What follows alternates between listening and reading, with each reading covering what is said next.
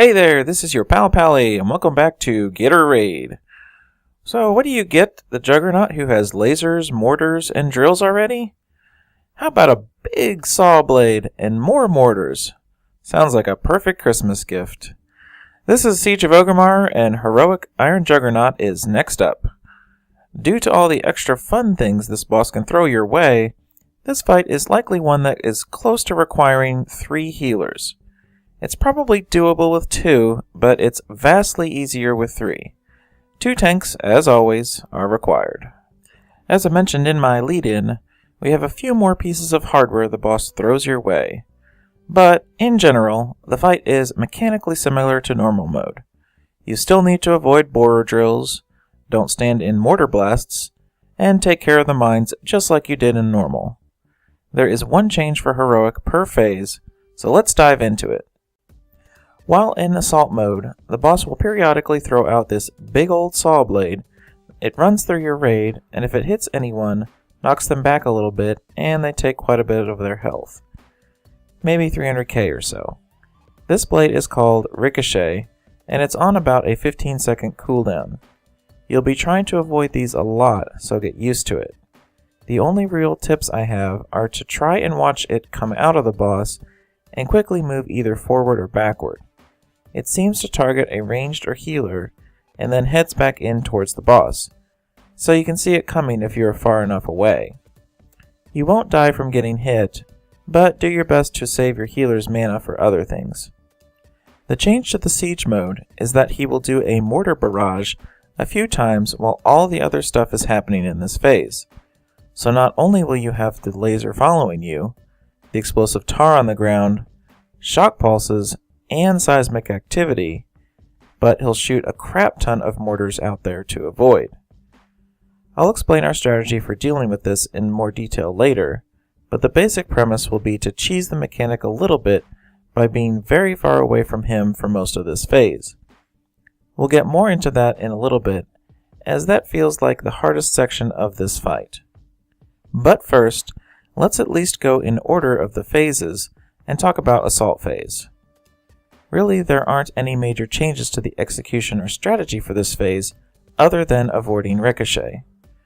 We tried to relieve a little bit of pressure from our tanks and healers by rotating 1 DPS into every cycle of mines.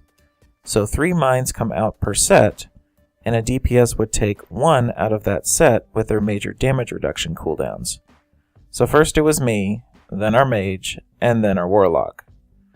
The off tank at the time would get the other 2 mines per set, but if your tanks are capable of getting all 3 in a row quickly, then maybe this isn't something you worry about. We just like to have the range stay very far back to avoid Ricochet, so we might end up with a mine or 2 that was very far away from the boss itself. Whatever works for your group. Moving on to the siege mode phase, this healing is really rough. On top of the constant seismic activity AoE, there are 3 sonic pulses plus the mortar barrage. There is so much movement and chaos going on that you'll need a solid plan for handling all of this.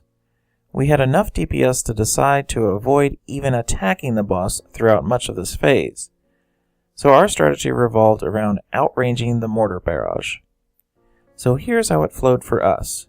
The siege mode phase would begin. We wouldn't do anything other than our normal DPS and healing until the first shock pulse was about to go out.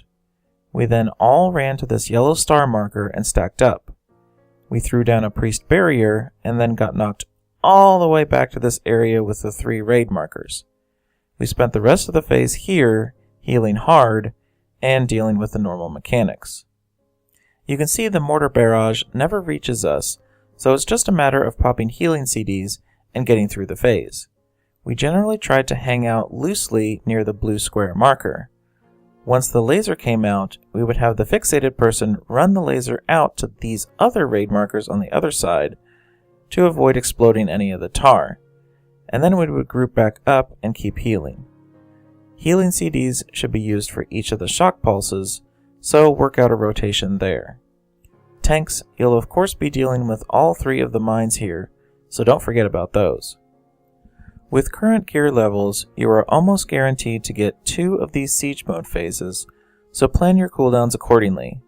But 3-minute cooldowns will be back up for that phase, so having a similar plan for each siege mode phase works just fine. Once you get through a second siege mode with everyone alive, you are pretty much going to win. So in summary, tanks do your normal taunt swapping and eat mines to the face. Healers heal your butts off during siege mode and avoid all the stuff on the ground. DPS punch the boss in the face and maybe help the tanks out with mines. As always, here are the DPS and healing numbers for reference. Thanks for watching, and please comment, like, and or subscribe to the video if you found it helpful, and have a good one!